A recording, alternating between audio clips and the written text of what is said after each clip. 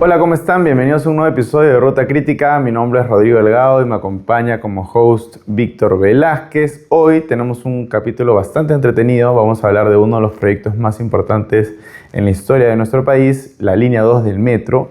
Y para ello tenemos el placer de presentar a Karen Munive y Antonio Traverso. Karen es abogada por la Universidad Católica, cuenta con cerca de 20 años de experiencia en la gestión contractual, ha trabajado en constructoras y en empresas de project management, ha visto proyectos aeroportuarios, mineros, vías férreas, carreteras y desde hace 10 años es la contract manager de la línea 2 del metro y también es la persona encargada de liderar la defensa de la concesionaria en los arbitrajes ante el CIADI. Es además representante para Perú en la ICC. Antonio también tiene 20 años de experiencia. Antonio es ingeniero y lidera el equipo de la línea 2 del metro a cargo de la revisión de los reclamos y también participa activamente en la estrategia de defensa del concesionario en los arbitrajes tanto nacionales como internacionales. Tiene una vasta experiencia en la gestión de contratos en constructoras y también empresas de project management. Es para nosotros un placer tenerlos en este episodio de Ruta Crítica. Bienvenidos.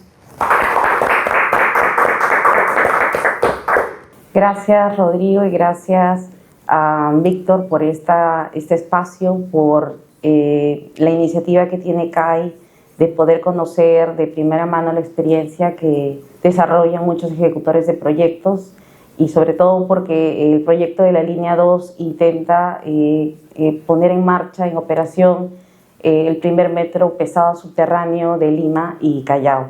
Queremos empezar, Karen, Antonio, esta conversación aquí en confianza, generando un valor agregado para todas las personas que nos están viendo en las diferentes redes sociales de CAI. Quisiéramos abrir esta conversación preguntándote, Karen, después de todos estos años en la línea 2 del metro, ¿cuáles consideras tú que han sido los principales desafíos o cuáles serían los principales desafíos para ejecutar exitosamente una APP en nuestro país? A diferencia de los contratos de obra pública, una APP necesita, y yo siempre lo explico así, de dos partes, que es como un matrimonio que hace el sector privado con el sector público. Y como todo matrimonio, necesita siempre trabajar en equipo. El sector público normalmente provee el terreno, provee la demanda de los usuarios, porque es un servicio público. Finalmente, todos los proyectos de APP que tenemos son servicios públicos y el privado aporta su tecnología, aporta su expertise en el control de riesgos técnicos, pero además también muchas veces aporta financiamiento. Este preámbulo sirve porque creo que el éxito de una APP siempre está en la gestión de los riesgos y es importante que conozcamos qué riesgos tiene cada parte. Y que cada parte, me refiero a cada actor que finalmente gestione este contrato, pueda conocerlos y pueda ejecutarlos, pueda interpretarlos, pueda aplicarlos siempre fiel a los riesgos que cada uno, ha adquirido, ¿no? Siempre ha sucedido que durante la ejecución, por ejemplo, de una APP, como la mayoría de nuestro, de profesionales que tenemos, tienen más el chip, siempre lo digo así, el mindset, ¿no? El chip de una obra pública, normalmente intentan trasladar esos razonamientos a la aplicación de una APP. Por ejemplo, el riesgo de diseño es un riesgo acotado netamente al sector privado. Y lo que sucede es que normalmente la supervisión, que es un riesgo que es del Estado, intenta controlar ese riesgo de diseño, más allá de lo que el propio contrato le da permiso. Cuando se trata de una obra pública es al revés, es la aprobación del diseño lo que finalmente termina dando, el go para la obra. Y por eso el riesgo inclusive del expediente técnico, muchas veces el propietario, que sería el Estado peruano, tiene mucho celo de que se pueda estar, con todo el mayor detalle. En cambio, en una APP, lo que más bien el privado, que se va a quedar no solo a construir, sino también a explotar durante el tiempo que le toque en su contrato, 30, 40 años, tiene todos los riesgos, o todo el incentivo para controlar el mejor diseño, porque si hace un mal diseño, al momento de la operación, él mismo va a tener que absorber ese mal diseño. Y es por eso que el expediente, si bien también tiene que tener el contenido detallado de lo que se necesita, digamos, ejecutar, no necesariamente tiene que llegar, digamos, a niveles de diseño que tengan, por decirte, un detalle de pernos, o un detalle que son prácticamente durante la ejecución de la obra, ¿no? No son de diseño. Ese entendimiento ha frustrado mucho, digamos, el proyecto de la línea 2. Seguramente lo va a comentar un poco más adelante Antonio, pero creo que eso ha sido el principal motivo por el que se ha, de alguna manera, demorado la ejecución de nuestro proyecto, porque no se ha entendido el rol que tiene el Estado cuando supervisa expedientes de una asociación pública-privada, a diferencia de lo que es supervisar un expediente de una obra pública. Entonces yo empezaría por este ejemplo, sin embargo hay muchos más que son de control digamos, de riesgo de cada parte, que si no lo sabe gestionar adecuadamente cada parte, finalmente vas a terminar con un contrato que no era lo que inicialmente cada parte tenía encargado, ¿no? Y eso entorpece el día a día del proyecto, pero también encarece el proyecto. Creo que eso es importante de distinguir y creo que sería el punto principal cuando alguien se acerca a un contrato de APPs, entender qué es el contrato de APP, distinguirlo de lo que es una obra pública. Inclusive ahora ya tenemos otras figuras como los gobiernos a gobierno, como los contratos colaborativos, que son diferentes, para que de esa forma, a la hora de ejecutar, se pueda administrar adecuadamente el contrato. Creo que eso es lo más importante de tu pregunta. Justo ahora que se comentaba este tema de que este es el primer proyecto de un tren subterráneo, porque la línea 1 fue un tren elevado, ¿qué nos puedes decir, Antonio, de las principales dificultades técnicas que se tuvo que afrontar o se sigue afrontando, ¿no?, en un proyecto de estas características? Sí, por supuesto. Y un poco complementando lo que comentaba Karen, el desafío del APP, uno de los problemas técnicos principales que hemos tenido es justamente la aprobación o el acuerdo que podemos tener con la supervisión, por ejemplo, respecto a los diseños. El riesgo de diseño siempre ha estado del lado del concesionario, por ejemplo, para la construcción de las estaciones, y en primera instancia nosotros no tenemos en nuestra norma sismo resistente. En ese entonces, cuando se firmó el contrato, no existían, por ejemplo, las estaciones subterráneas, que posteriormente salió. Entonces, definir o acordar el marco normativo, que nosotros lo tuvimos desde un inicio muy claro, fue algo que le costó mucho la supervisión, que incluso tuvo que Ocitran decirle que se abstenga ya de seguir observando. Entonces, ese problema de ponernos de acuerdo en los diseños o que ellos pudieran entender y aprobar el diseño causó unas demoras tremendas al inicio del proyecto. Posteriormente ya la decisión nos dio la razón en que nuestros diseños de sismo resistentes de las estaciones eran los correctos, y con eso nosotros también pudimos ya destrabar mucho más el proyecto en este sentido, porque hasta el 2021, pese a la decisión, se seguía observando este tema técnico, ¿no?, que es de diseño del espesor de las pantallas. Otro problema, por ejemplo, que hemos tenido es que en regulaciones, y voy de la mano, que posiblemente Karen también lo podrá complementar porque va de la mano con el tema legal, es que Lima tiene, por ejemplo, no sé si todos sabemos lo que es la sección vial normativa.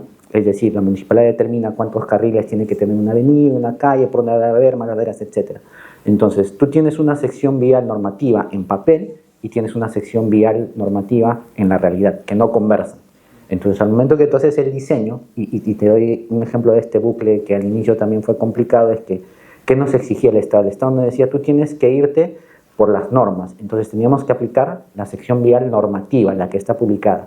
Pero después, cuando queríamos aplicar la normativa, no conversaba con la realidad.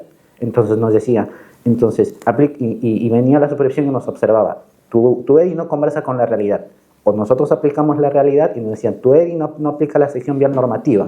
Entonces, ¿o con cuál voy? ¿Con la normativa o voy con la real? Porque finalmente la restitución que hagas tiene que estar, pues, de acuerdo a cómo encontraste la vía, las bermas. Entonces, por ejemplo, ese es un problema también que nosotros lo planteamos y que en muchos casos no se ponen de acuerdo, y juntamente con eso va de la mano, por ejemplo, los permisos o la permisología, en lo que también nos tienen muchos problemas, por ejemplo, para lo que son los planes de desvío, y tenemos que interactuar no solamente con la Municipalidad de Lima, sino que tú sabes que el proyecto atraviesa un sinfín de municipios, entonces hay que tener una coordinación muy rigurosa, muy estricta y bastante de mucho seguimiento. Por eso tenemos un excelente equipo de desvíos y de permisos que trabajan para que puedan darse todo este impacto en el tráfico se pueda aminorar de la mejor manera. Y a veces una de las dificultades que hemos tenido es que cuando queremos obtener permiso, un poco más a veces nos obligan a recapear o refaltar todo Lima, porque necesitamos rehabilitar calles que debería haberlas habilitado la misma municipalidad, ¿no? Por hacer su función. Y bueno, hay más desafíos y el último en que me enfoco también, sin entrar ya a lo que se tiene, es también el tema de las optimizaciones, que es esto, que hay veces el Estado no podía expropiar una determinada área y reformulaba las áreas, los PACRIs, y teníamos que nosotros, o el Estado tendría que en tal caso pretender o mostrarnos cómo quiere de nuevo la estación. Entonces ahí también venía un tema de que nosotros proponíamos la optimización con las nuevas áreas, entonces había muchos cambios en el camino que hacían que esto se vaya dificultando un poco más, ¿no? Entonces que viene mucho por parte de los desafíos que Karen comentó al inicio. Entonces, esto más o menos puso muy en evidencia esta típica distinción entre el ser y el deber ser, ¿no? Correcto. Porque lo ideal hubiera sido que lo que está, ¿no?, en el papel tenga su correlato con la realidad, pero lamentablemente eso pocas veces ocurre en nuestro país, ¿no? Porque los proyectos, los documentos no están actualizados, pues. Qué interesante, Antonio, lo que nos cuentas. Karen, y desde un punto de vista legal, ¿cuáles crees que fueron los principales desafíos de ejecutar el primer metro subterráneo en la historia de nuestro país? Es una buena, digamos, reflexión, ¿no? El sumarizar estos 10 años que venimos trabajando. Tenemos nosotros identificado, por ejemplo, los puntos siempre de lecciones aprendidas para no repetir, ¿no? Porque es un proyecto que se tenía que haber ejecutado en 5 años y explotado en 30. En total, nuestro contrato es de 35 años. Sin embargo, estamos ya más de 10 años, son 11 que hemos cumplido de contrato y hemos ejecutado 70% del proyecto. Todavía nos queda un 30% más, ¿no? Y los retos legales que hemos tenido, creo que con el esfuerzo más bien del equipo legal del concedente hemos intentado siempre buscar las soluciones, ¿no? Digamos, toda ejecución de proyecto, como has mencionado, y en este caso el primero, siempre decimos que somos el que está siendo bautizado, ¿no? El que está abriendo, digamos, el medio de la, ¿no es cierto?, de la selva, está abriendo el camino. En este caso recorremos desde Ate Bitarte hasta el Callao, los 35 kilómetros del metro, pasamos la Municipalidad de Lima, la Municipalidad del Callao, pero también 13 distritales, y sí ha sido, digamos, interesante ponernos ya pisando realidad lo que ha explicado un poco Antonio, de gestionar estos 3, yo voy a llamar así, puntos más sensibles de toda ejecución de proyecto, pero más en el caso del metro, ¿no? El primero es todo lo relacionado a los predios, el segundo es todo lo relacionado a los diseños y el tercero es todo lo relacionado a los permisos, ¿no?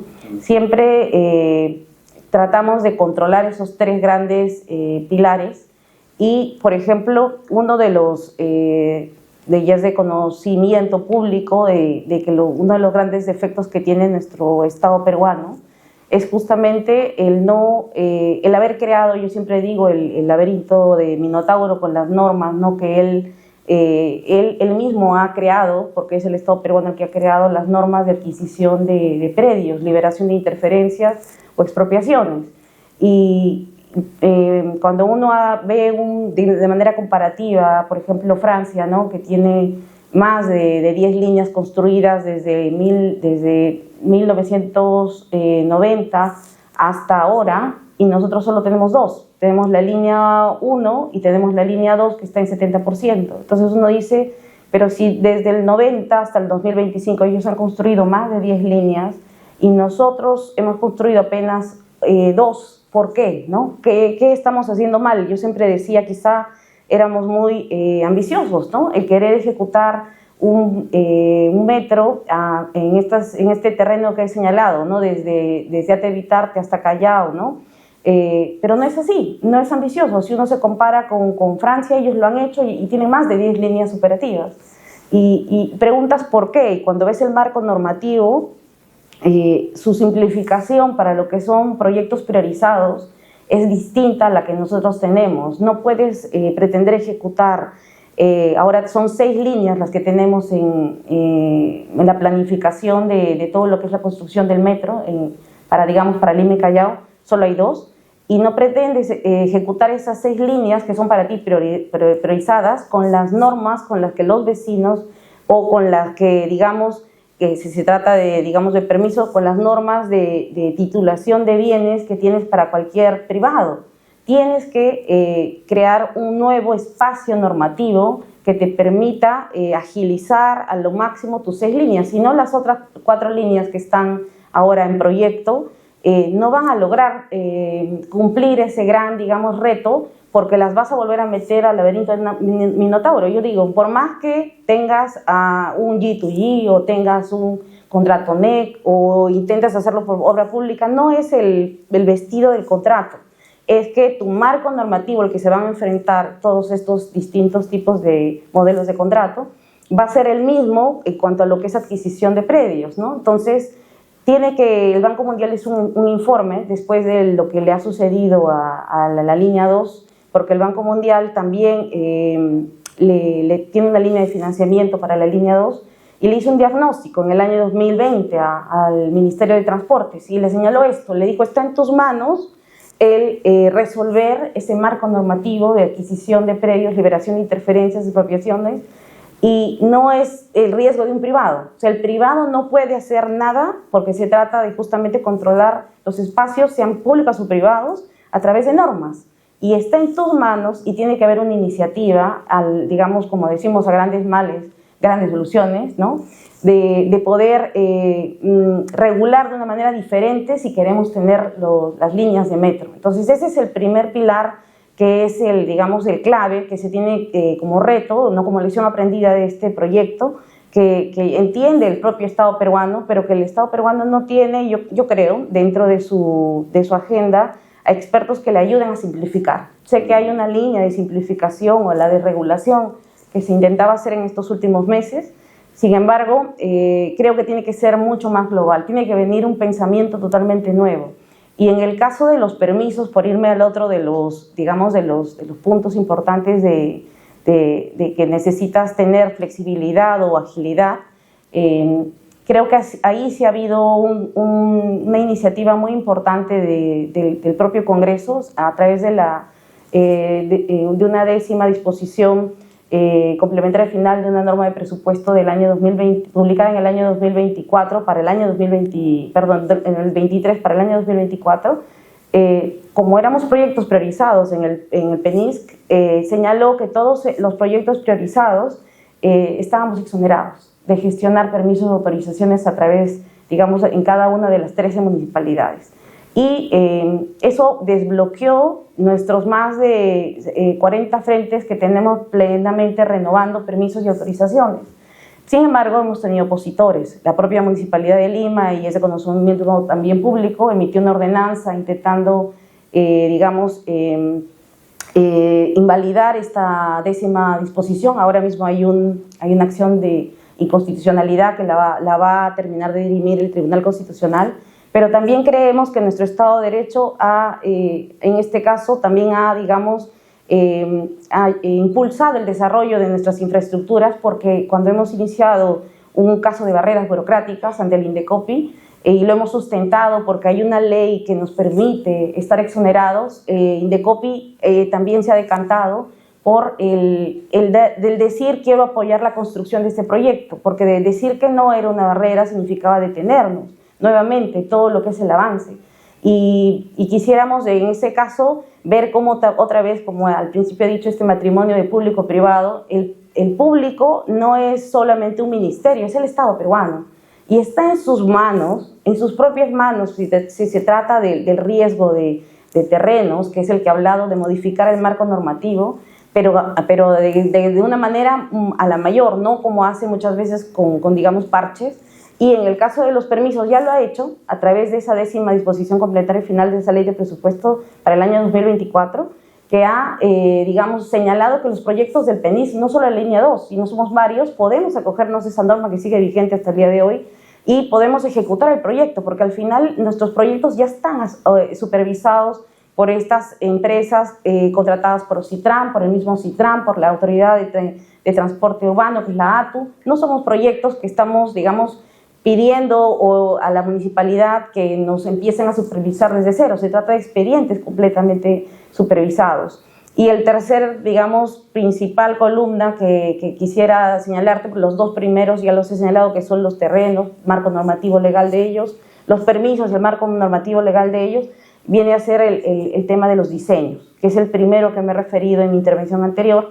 Y en el caso de los diseños, para no ahondar, pero porque ya lo ha señalado también Antonio, que es muy interesante, no se ha hecho en este país ningún metro subterráneo. Lo que teníamos de subterráneo eran estacionamientos de edificios, que eso es lo que intentaron aplicar los ingenieros supervisores. Y cuando creo tenemos como país, otra vez el Estado peruano tiene como reto el instalar este nuevo tipo de infraestructura, tiene que también adecuar su normativa. Y aquí yo quiero saludar también al equipo de desarrollo normativo que tiene el Ministerio de Transporte, que está escuchando estas, digamos, lecciones aprendidas, que ellos mismos han empezado a unirse con los metros de Londres, con los metros de París, para absorber de ellos, que son los dos grandes metros del mundo, absorber de ellos ese conocimiento de cómo adecuarse en su marco normativo técnico.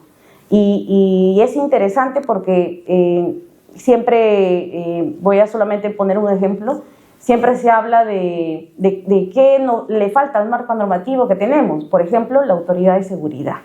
Que los dos metros, el metro de Londres y el metro de París, al ver nuestra norma, han preguntado, esta jungla ferroviaria que hay en tu norma no tiene al actor principal, que es la autoridad de seguridad ferroviaria. Porque cuando empecemos a circular con línea 1, en los puntos de conexión, con la línea 4 que nos conectamos en la avenida Fosse, con la línea 1 que nos conectamos en Gamarra, si no sabemos hacer interfaces completamente adecuadas, podemos producir accidentes. Entonces, la seguridad, que es la clave, no podemos operar sin seguridad, pues no está regulada. No hay una autoridad de seguridad en la actual norma que tenemos en el Perú, y cuando el metro de Londres y el metro de París vieron esto, le preguntaron, ya lo leí, más allá de que hay defectos, hay uno muy importante, no tienes esta autoridad. Entonces creo que ellos están trabajando, el Ministerio de Transporte se está trabajando en eso porque quiere 6 líneas, quiere la línea 4 y hasta la línea 6, y creo que también debería trabajar en lo que sí, digamos, le queda todavía, es lo que es la gestión de los terrenos, porque la gestión de los permisos ya lo intentó hacer y lo agradecemos, estamos trabajando con ello. La parte de diseño es más complicada, no lo vamos a poder hacer como peruanos, necesitan ellos de autoridades como la autoridad de transporte de Francia o el de la transporte de Reino Unido, que le den ese know-how de cómo controlar a este tipo de redes. Y en el caso de los terrenos necesitan también una orientación global para poder construir finalmente las otras líneas. De lo contrario va a pasar lo mismo, vas a tener a constructores que se detengan y que reclamen. Muchísimas gracias. Interesante, la verdad. Justo tú la verdad que nos has dado una visión bastante 360, un poco de lo que ha pasado, ¿no? El tema de autorizaciones, expropiaciones, seguridad, creo que es súper importante. ¿Y qué lecciones aprendidas podemos sacar viendo la gestión del proyecto, excluyendo ya esto un poco que ha mencionado Karen? ¿Qué nos puedes contar, Antonio, como lección aprendida, no sé, la gestión técnica, por ejemplo, del proyecto, ¿no? Tomando en cuenta que el Estado ya considera prioritario la línea 3 y la línea 4, ¿no? Que también van a ser subterráneos, ¿no? A ver, desde el punto de vista técnico, y ya un poco recogiendo todo lo que dice Karen, entendamos que este es un proyecto lineal. Es decir, yo empiezo por aquí y voy linealmente así. Entonces, el orden importa mucho acá. O sea, ¿a qué voy? Nosotros teníamos que empezar, ponte, en la estación 20 y ir decantando hacia el Callao y terminar en la estación 1. Y ese era mi orden de construcción. Entonces, el Estado, posteriormente, si va a tener, supongamos que se puede regular mejor el tema de las expropiaciones, el diseño y todo lo demás, ese orden se tiene que el Estado interesar en mantenerlo. Porque ¿qué es lo que hemos tenido acá, por ejemplo? Como no podía entregar las áreas conforme nosotros las requeríamos, por ejemplo, me entregaba la estación 20 y me entregaba la estación 10, pero yo la estación 10 la voy a necesitar acá a 2 años. Entonces, que me la entregues hoy, que me la entregues en 1 año y medio, no me marca la diferencia. Lo que yo necesito es que priorice lo que el proyecto mismo o el contrato mismo establece que se priorice, que es ese orden secuencial para no interrumpir la producción y que se pueda desarrollar mucho mejor el proyecto y el control. Porque así yo también puedo optimizar mis recursos y puedo aprovechar mejor los mismos. Entonces, aquí hemos tenido esa gran dificultad que me entregaban la estación 20, después me entregaban la 10, me entregaban la 8, entonces no en el orden que yo esperaba y no en los tiempos que uno esperaba para poder justamente poder optimizar de mejor manera, vuelvo a repetir, los recursos que teníamos. Entonces, yo como gran lección diría que el Estado tiene que buscar esa priorización, más allá de que pueda después decir una foto, ya te entregué el 50% de las áreas, sí, pero me entregaste el 50% de las áreas desordenadamente y que no las necesitaba, sino entregame el 50% de las áreas en el orden y con la prioridad que yo lo necesito, ¿no? Inclusive el área de novelas, por ejemplo, que era un área muy importante para ejecución, esa, y lo recuerdo totalmente porque esa, pasó cuando yo entré, se firmó la adenda y de lo que se firmó la adenda 1, esa área nos la tenían que entregar al mes siguiente. Y la realidad es que esa no nos la entregaron al área siguiente, sino que tuvieron que acondicionar un terreno, creo, si no me equivoco, 2 años después.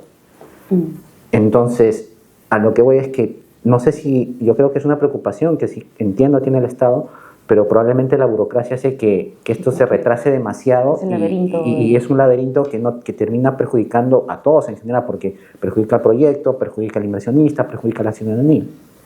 Entonces, yo creo que esa es una lección que el Estado tiene que tener en cuenta, primero su regulación y luego priorizar en función a lo que acuerda y a lo que necesita el proyecto como tal. Desde su perspectiva, ¿cómo creen que se puede mejorar la asignación?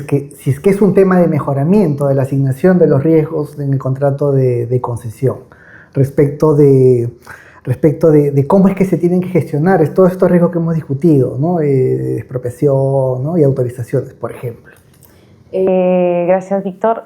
En nuestro país tiene a través del Ministerio de Economía y Finanzas, tiene unos lineamientos para lo que son APPs de asignación de riesgos, ¿no? Esos lineamientos han sido también preparados con la asesoría del Banco Mundial y en realidad de cara a todos los inversionistas, digamos que no son peruanos, les ha parecido siempre justos, les ha parecido balanceados, ¿no? Lo comento porque he estado también viendo 2 concesiones distintas, ¿no? A la de la línea 2, sea el aeropuerto Jorge Chávez o el Muelle Norte, con distintos inversionistas, unos alemanes y los otros daneses, holandeses. Ahora estamos con un consorcio español, italiano y peruano. Y sí, los riesgos están balanceados. No es que se haya trasladado al privado, por ejemplo, un riesgo social, o se haya trasladado al Estado un riesgo técnico, ¿no? O un riesgo de un error o digamos de mayor precio porque tú no has hecho un buen presupuesto. Todos esos riesgos están en el privado o en el público y están bien desarrollados porque hay inclusive como unos ejemplos de cómo deberían asignar y a través de Proinversión se han respetado esos riesgos. A nivel de concurso, los riesgos están claros, las partes saben a través de su contrato lo que tienen que hacer. El problema siempre se presenta durante la ejecución del contrato, durante la administración del contrato. Entonces ya no lo administra el contrato ni Proinversión ni el MEF, lo administra el sector que le corresponde, ¿no? Y en este caso el Ministerio de Transportes. Y el equipo que administra los contratos siempre quiere intentar hacerlo mejor, ¿no? Digamos desde su punto de vista, pero eso no significa cruzar las líneas de llegarte a trasladar a ti de manera encubierta mis riesgos, porque eso es muy peligroso, ¿no? Siempre cuando estamos en las mesas de reuniones con el Estado, con cualquiera de los profesionales, porque son profesionales, inclusive los de Ocitran, que son mucho más rigurosos desde un punto de vista técnico, su lectura del contrato tiene que ser siempre de la mano de esa asignación de riesgos. No podemos ejecutar el contrato, administrar el contrato, tomar decisiones si no tienes claro que ese riesgo le corresponde al Estado, ¿no? O le corresponde al privado, porque si no está siempre haciendo una interpretación que intenta trasladarle el riesgo. Entonces, ¿cómo lo podemos optimizar? Yo creo que se puede optimizar siempre los riesgos yendo, cuando tienes una discusión o tienes un problema, hay una carta, hay una disputa, algún intercambio de cartas, siempre yendo a la fuente, que es ¿a quién le correspondía ese riesgo? Entonces, si no se identifica eso, es donde empiezan los problemas, pero normalmente se identifica, y voy a hablar de uno, por ejemplo, muy particular, que es la explotación del agua en la ciudad de Lima y Callao.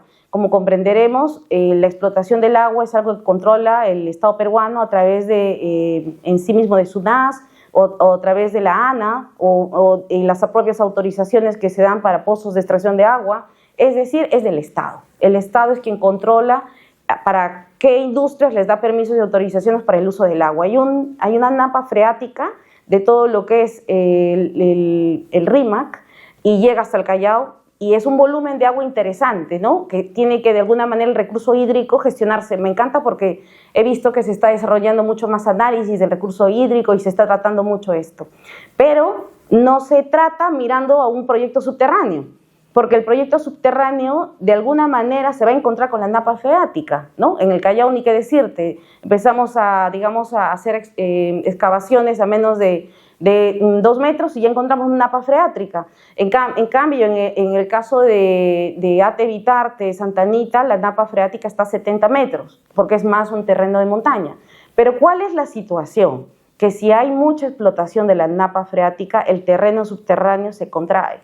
Y uno puede pensar, no, ese riesgo del privado, porque claro, no está diseñando adecuadamente, ¿no? Y uno dice, un momentito, yo diseñé bajo la premisa de que la napa freática se iba a mantener en este nivel durante tantos años, porque la explotación de la napa freática y que se mantenga constante no es un riesgo que me corresponde a mí controlar. Yo no sobreexploto el agua o dejo de explotar el agua, ¿no? La explotación de la napa freática, como he dicho al principio, es un riesgo del Estado. Entonces el Estado está construyendo líneas subterráneas y tiene que ser mucho más riguroso en el control de la napa freática. No puede dar autorizaciones de extracción, de pozos de extracción, a distancias cercanas al metro, porque lo que va a hacer es dañar la infraestructura subterránea, inclusive parques, donde no había parques. Por ejemplo, el solo hecho de regar parques y que esa, filtración de agua pueda de alguna manera tocar con la estructura subterránea que nosotros no controlemos, también daña la infraestructura, porque se había diseñado en terrenos donde no habían jardines, que parece algo totalmente inocente. Pues bien, esto se discute, si es un riesgo del privado o si es un riesgo del Estado. Cuando todos podemos entender, solo quiero hacer la pregunta, ¿quién puede controlar? Porque, ¿por qué hablamos de riesgos? Porque se le asigna al que tiene la capacidad de controlarlo de mejor manera, de manera más rápida y además de manera más económica, ¿no? Eso es un principio básico en economía. Pues bien, ¿quién puede controlar la extracción de la napa freática, mantenerla estable? ¿Quién? No es el privado, no es la línea 2 la que va a controlar. A la línea 2 se le da unas premisas de partida para nuestro diseño y nosotros lo tomamos como un dato. Nos dan el volumen de napa freática durante los siguientes 500 años, va a ser algo, porque nuestro metro no está construido para 100 años. Tiene un periodo de vida de 500 años con posible estabilización hasta 1500 años. Este metro está diseñado, incluido en la zona del Callao, considerando el cambio climático, el incremento del volumen de la napa freática del propio mar, a 500 y 1500 años. Entonces, esos para nosotros son datos, y la ingeniería toma esos datos. Pero si, como explicaba Antonio, a la hora de la ejecución nadie controla la napa freática y empiezan de manera, irrestricta, tener pozos y empieza a descender la napa freática, ¿qué es lo que sucede con la infraestructura subterránea? También empieza a ceder. Y nosotros lo que hacemos, porque monitoreamos, decimos, disculpen, hemos visto en nuestro monitoreo una variación de ese nivel, que algo ha sucedido. Y pedimos que por favor lo estudien y tomen una acción. Y nos dicen, no, ese es un riesgo del privado. Y decimos, perdón, no tengo los recursos de ir a controlar todos los puntos de extracción de napa freática. No puedo intervenir, yo soy la ANA, no tengo esas facultades, de jus imperium para tratar de quitar autorizaciones o controlar si están explotando más de lo que se ha autorizado.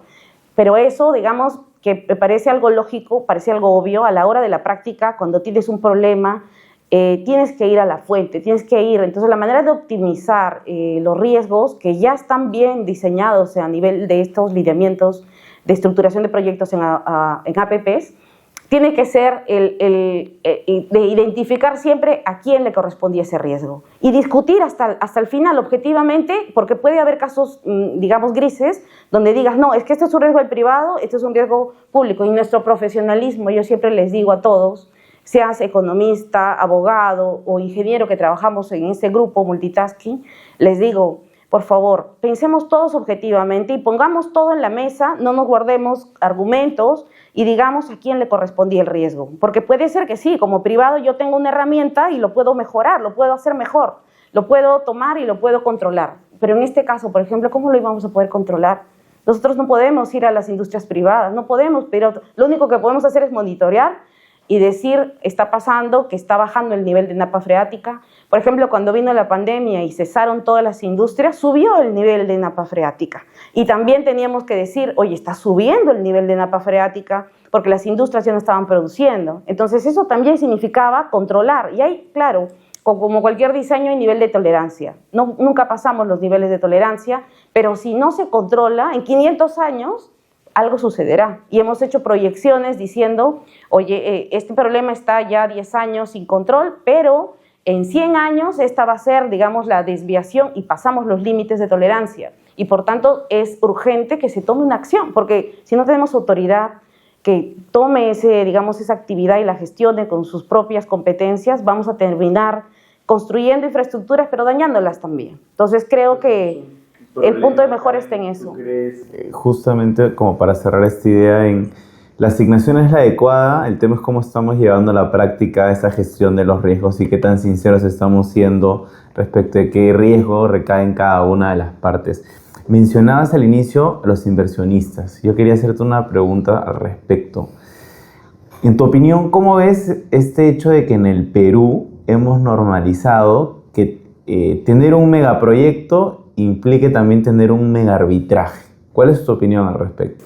Es una interesante pregunta porque en nuestro análisis de riesgos, cualquier inversionista siempre dice cómo es de amigable ese país, ese estado, en cuanto a la resolución de disputas.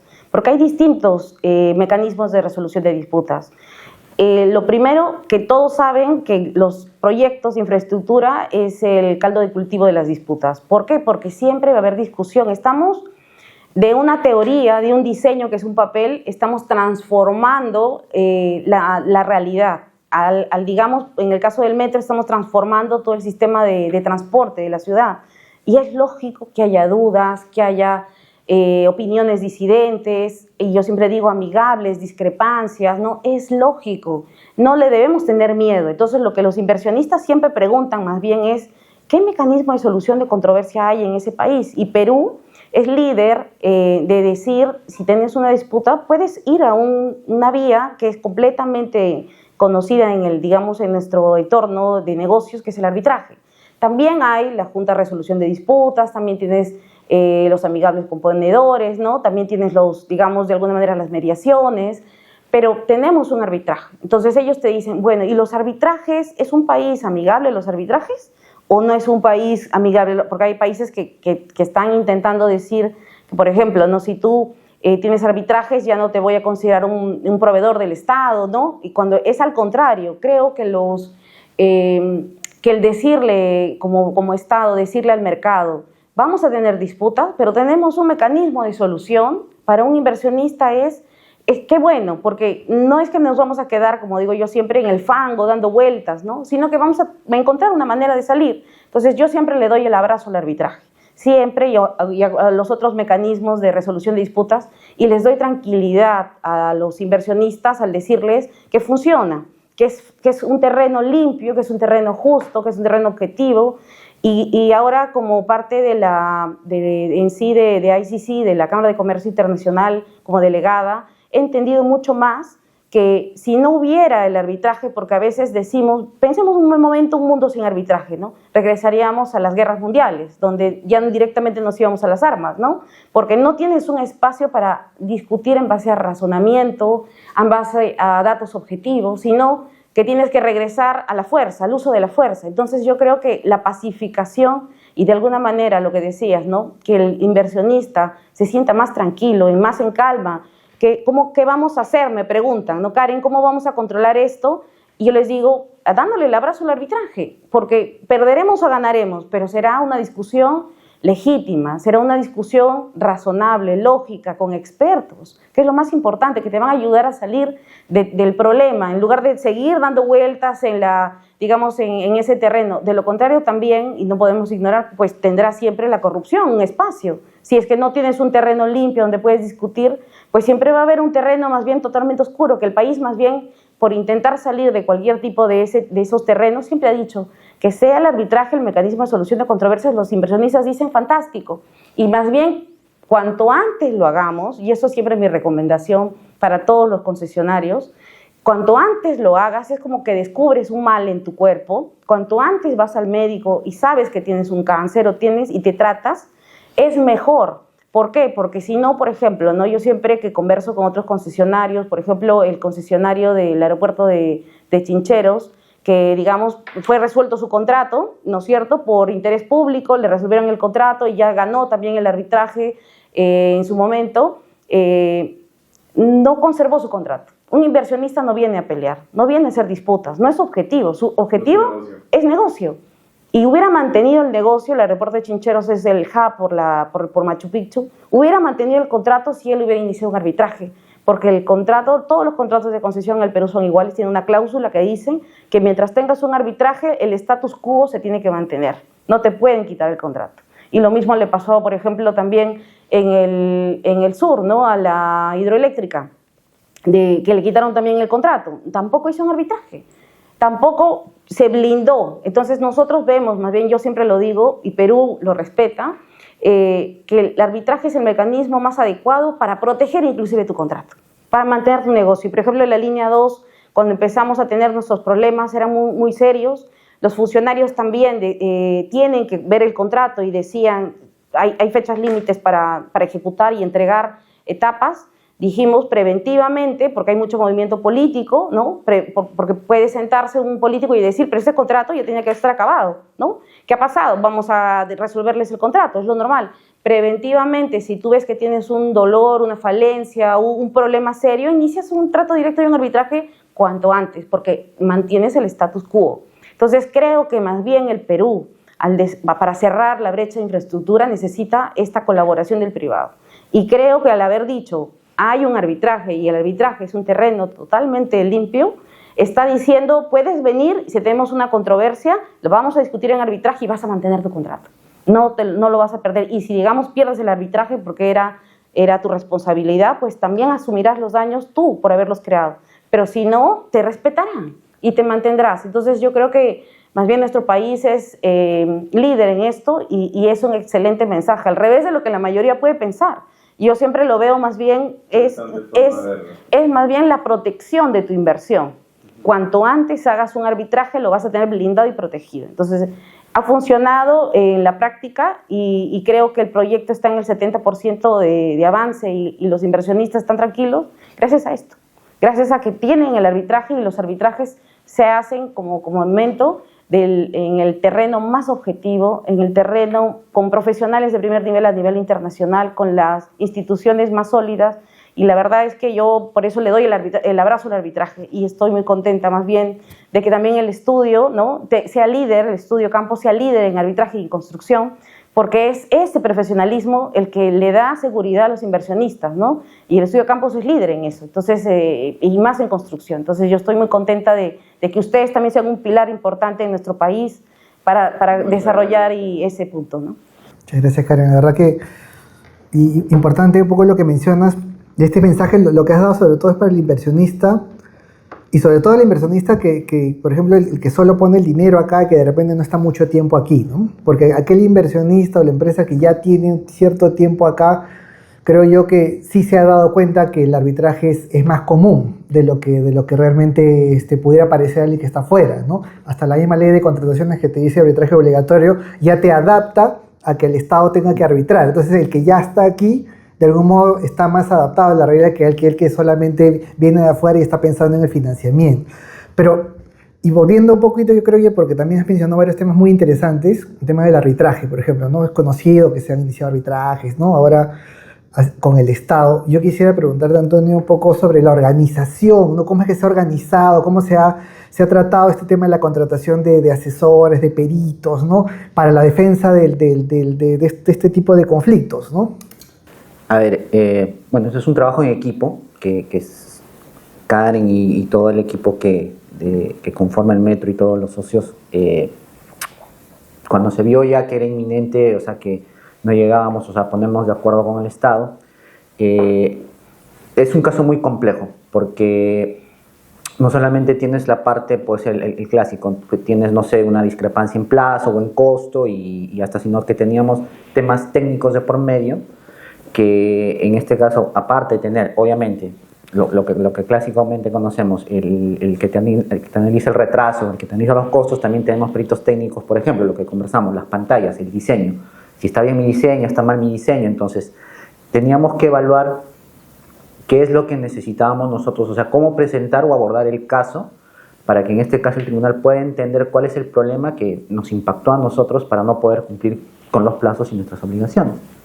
En ese sentido, por ejemplo, este arbitraje ha tenido, o sea, si contamos a los peritos, tanto que puso Perú y los que pusimos nosotros, hemos tenido como 10, 12 peritos que han tenido que exponer. Entonces, de nuestro lado es un número cuantioso para poder organizar y todo eso, tener que converger, sin contar, por ejemplo, también los testigos. Entonces, la organización, la cantidad de información que se manejaba a nivel de cada uno de los expertos es cuantiosa, y es del seguimiento de estar, o sea, somos un equipo bastante grande que tiene que, o sea, que trabaja en el proyecto, pero tiene que un ratito dejar su responsabilidad en el proyecto para poder revisar, por ejemplo, la parte técnica de diseño, entonces, para que nosotros digamos, o sea, qué es lo que es nuestra posición, que nosotros entendemos que el diseño es así, que nos están observando mal y es por esto, pero entonces, armar todo eso y después toda esa parte técnica, trasladarlo a los escritos, con los medios. Entonces, ustedes saben cómo es eso, pero esto es a nivel mucho mayor y sobre todo por la ingente información. O sea, si vamos a revisar, por ejemplo, el diseño o un estudio de ingeniería, pues un estudio de ingeniería tiene 1200 hojas, solo uno, ¿no? Y si hablamos del diseño y de todas las observaciones, o sea, la cantidad de información que se manejaba aquí era cuantiosa, y el reto en esto era poder simplificar al máximo esa información, poder sintetizarla, trasladar a los escritos y finalmente que con todos los expertos trasladar el mensaje al tribunal allá en Washington en las audiencias, ¿no? Entonces la organización como tal sí ha sido bastante desafiante porque había muchos actores que están involucrados ahí. Entonces, y todos, como te vuelvo a repetir, la cantidad de información que todos manejaban, porque a veces yo podía hacer una cosa y él estaba haciendo exactamente lo mismo, porque, o sea, manejamos la misma información, los documentos son los mismos, pero justamente esa optimización de los tiempos, los recursos, es lo que significó un desafío como caso, ¿no? De manera general de caso. Y ya en función a eso después ver los expertos que, bueno, en todos los casos han sido, bueno, internacionales, firmas bastante reconocidas. Y con ellos también, bueno, es uno por uno ir coordinando y ir explicando, ir dándoles los inputs. Y bueno, comentarás, y como siempre sabemos, ellos son independientes y tienen que formarse su propia opinión. Entonces, al primero que, como a veces decimos, al primero que tienes que convencer de que tienes un caso es a tu perito, ¿no? Porque si el perito dice que no lo tienes después, o sea, tal vez estás saliendo por un mal camino, pero eso es un poco a manera general. Y bueno, y el despliegue también de que, por ejemplo, para el primer arbitraje que ya se ganó, que te digo, o sea, fueron como 10 días de audiencia por la cantidad de peritos, testigos, openings, por la complejidad del caso que es, ¿no? Entonces ha sido un caso bastante, creo, interesante, rico en experiencia, en el cual hemos tenido la oportunidad de participar y que, bueno, nos llevamos mucha enseñanza de ahí, ¿no? Antonio, y si tuvieras que resumir en 3 o 4 puntos técnicos claves que se discutieron en este caso tan emblemático para el sector infraestructura, para el país en general, ¿cuáles serían? ¿Cuáles fueron los 3 problemas o 4 problemas básicos que de fondo se discutieron? Bueno, como te digo, primero nosotros teníamos un tema de diseño. Y ese tema de diseño tenía 2 brazos. Uno que es el de ingeniería, porque estábamos, o sea, ¿qué es lo que pasa? Como regreso un poco al inicio, conversamos ese desafío de que la supervisión o el Estado entienda que el riesgo de diseño es nuestro, por lo tanto, nosotros asumíamos ese como tal, pero sin embargo nosotros teníamos, no sé, 500 observaciones, 200 observaciones, muchas rondas de revisión, porque no nos ponemos de acuerdo que eso finalmente se trasladó a un arbitraje. Entonces, por ejemplo, de un lado eso nos genera un sobrecosto en la ingeniería. Ahora, ¿cómo demuestras ese impacto en tu ingeniería? Y por otro lado teníamos que ya empezamos a acatar bajo protesto la construcción de esta, o sea, yo decía que era 90 y ellos decían que era 1 metro, finalmente para que se extraiga el proyecto ya te lo hago 1 metro, pero te lo voy a reclamar bajo protesto. Entonces teníamos el lado de construcción, por ejemplo. Entonces, el desafío y el reto está justamente en poder nosotros como consorciados, como constructores, poder demostrar la afectación que hemos tenido, que en este caso el tribunal sí nos dio por válida nuestra cuantificación en muchos puntos, y el esfuerzo creo que más grande es justamente eso, y no solamente es que contrates al mejor perito o que contrates a quien tú quieras, sino parte desde la propia organización de cómo tú haces o cómo enfocas el reclamo, porque puedes tener el mejor perito, pero si no le das los insumos, tú mismo no lo convences a él, como te dije al inicio, de que efectivamente tienes todos estos daños porque ellos son independientes. O sea, ellos no van a defender lo que ven, que no es defendible, lo que no tienes prueba, lo que no tienes eso causal. O sea, ellos te van a decir, esto yo no lo defiendo, porque ellos tienen un prestigio.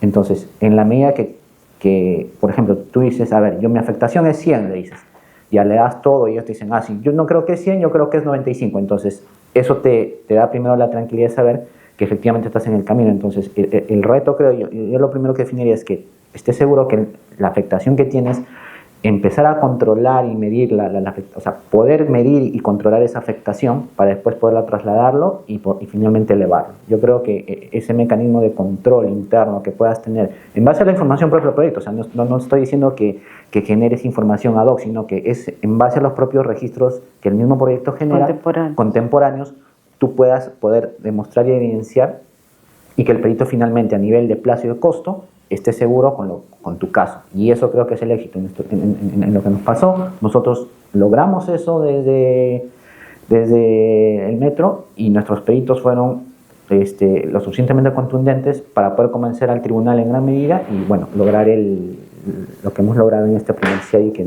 fuimos favorables, ¿no?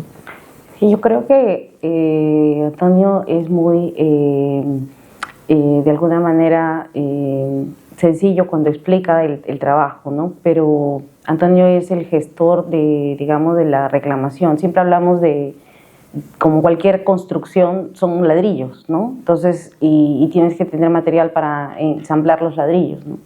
Pero si no tienes ladrillos y no tienes material, no vas a poder construir nada, ¿no? Entonces, creo que para tener cualquier reclamación, por eso hablábamos del momento contemporáneo que suceden, es el registro, es el poder levantar un informe diario, el poder, después de tener todos estos insumos, construir el reclamo, ¿no? Porque la línea 2, por ejemplo, ha inclusive cambiado sus peritos varias veces, ¿no? Porque siempre consideramos que tiene que verse, digamos, aun cuando se vea por los ojos de uno, por otro perito, tiene que verse de la misma forma, porque queremos que sea objetivo el caso, porque el tribunal también tiene que verlo objetivo.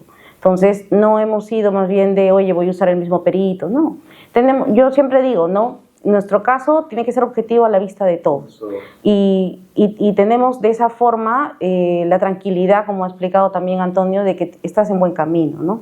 Porque puedes tú tener idea, a veces vivimos con ciertas sesgos, ¿no? De nuestro razonamiento, o tenemos algunas ópticas, ¿no? Que no son las más adecuadas, pero más bien Antonio ha estado desde que hemos empezado el proyecto en el 2015, y con su experiencia él ha ido construyendo esos ladrillos, ¿no? Que han sido usados, ¿no? Los ladrillos, porque él es ingeniero, nosotros acá somos 3 abogados y tenemos un ingeniero en la mesa. Ha sido usado esos ladrillos por los abogados, ¿no? Para poder construir el caso, ¿no? Entonces es tan interesante de tener un equipo técnico que sepa construir, ¿no? Que sepa tener los materiales para cuando nos toque a nosotros como abogados ensamblarlos, poder, digamos, objetivamente tener, digamos, un caso. De lo contrario, es muy complicado llegar a un proyecto y que no se haya, digamos, dejado esos materiales, esos ladrillos, porque no tendrás un caso y lamentablemente el tribunal tiene que ser lo más objetivo, es su obligación, su deber, y si no tienes eso no vas a poder, digamos, demostrar. Se quedará como una buena idea tuya, una perspectiva tuya, ¿no? Pero no podrás demostrarlo. Entonces, para nosotros el valor de la prueba, ¿no? En el caso del arbitraje, el nexo causal, palabras ya más técnicas, pero pesan muchísimo a la hora de defenderlo. Y en la decisión justamente el tribunal hacía alusión a que el peso de la prueba está a nuestro lado y que lo conseguimos. Entonces, hemos conseguido justamente porque creemos que el trabajo que hemos desarrollado a nivel, primero, como interno, como consorcio, como insumo para hacer los peritos, ha sido, creo, de alto valor, que el perito lo tomó, lo validó, lo usó como insumo y pudo también defender y objetivamente y en su imparcialidad el caso que nosotros tuvimos. Karen, Antonio, dada la experiencia que ustedes vienen teniendo, ¿no? en estos arbitrajes, ¿no? en esta importante APP, me gustaría que nos pudieran explicar o qué opinan, ¿no? de que si se pudiera implementar otro mecanismo, ¿no? de solución de controversias en un contrato de estas características, ¿no? Por ejemplo, se habla de ahora está en boga pues los dispute boards, ¿no? No sé qué opinan al respecto. Es muy interesante la pregunta porque qué mejor, ¿no? Tener resoluciones tempranas también de las disputas, ¿no? De tener esos espacios mucho más ágiles de, digamos, si es o blanco o negro y salir del gris, ¿no? Cuanto antes, ¿no? Porque lo que mata un proyecto siempre es la paralización de la toma de decisiones. Siempre yo digo, ¿no? Tiene que haber, no puedes hacer, más bien dicho, una parálisis porque estás analizando. Entonces, comprendo y me pongo digamos, en los pies de los funcionarios que tienen mucho temor en general de tomar decisiones, ¿no? Aun cuando sean decisiones que sean más simples, ¿no? Como inclusive el solo hecho de aprobar nuestras valorizaciones o el aprobarte un diseño, ¿no? Que son cosas que, digamos, un diseño que sea simple. Y si tienes una disputa de ese asunto, por llevarlo a una junta de resolución de disputas. Sin embargo, creo que los megaproyectos, por lo menos yo siempre voy a hablar desde nuestra experiencia y de la práctica, ¿no? Creo que los megaproyectos, hay mucho también, no podemos olvidarnos que nuestra contraparte es un Estado y dentro del Estado siempre hay una vertiente política. Y cuando tienes un proyecto como el que nosotros estamos, que ya hemos pasado creo que más de 5 presidentes, más de 12 ministros de Transportes y Comunicaciones, tenemos una PPT donde, digamos, para exponerle al ministro que toca y decirle cuáles son los problemas del proyecto, ya es como para nosotros un procedimiento, ¿no? Que tenemos que hacer cada vez que hay un cambio de gestor. Creo que es más difícil para ellos el tomar una decisión y hasta por evitar cualquier sesgo de indicio de corrupción, ellos siempre te van a decir, prefiero que lo vea un arbitraje, ¿no? Y si es un arbitraje internacional, mejor todavía. Y en estas disputas de megaproyectos, los arbitrajes internacionales están, digamos, siempre son el primer, ya pasamos los eslabones de los requisitos de cuantías, siempre son los que van a venir, digamos, a la mesa, ¿no? Tenemos por eso 3 arbitrajes internacionales, ahora mismo, ¿no? 3 en marcha ante el CIADI, en paralelo los 3, ¿no? Entonces, yo creo que quisiera decirte que sí, que una junta de resolución de disputas o un amigable componedor podría de alguna manera agilizar, salir de estos fangos, de estos terrenos pantanosos, pero por el contorno político del proyecto, que es un megaproyecto, y porque hay tanto cambio digamos, de gestión política, inestabilidad política, y por el temor de los funcionarios mismos, creo que sería más bien un espacio que va a, de alguna manera, ralentizar la solución, que es lo que queríamos encontrar. Y fuera de lo que anteriormente había señalado, ¿no? Que cuando tú inicias un arbitraje te pones un blindaje de un statu quo, nadie te va a poder quitar ese contrato. Y seguramente con una JRD no te darían lo mismo, no te dirían y el contrato se queda en el statu quo, me dejo entender. Entonces, creo que si ya tenemos todos los que nosotros como abogados tenemos demoras en instalar un tribunal, también van a haber demoras en instalar una JRD. Y si la JRD no te da el status quo y además, digamos, tenemos estos diferencias que ya no son simples, quiero añadirle la complejidad. Las diferencias que hemos comentado en esta mesa durante estas conversaciones no son diferencias simples. No hemos discutido por cosas, digamos, simples de dirimir, eran complejas. Estamos haciendo el primer metro subterráneo pesado automático del Perú.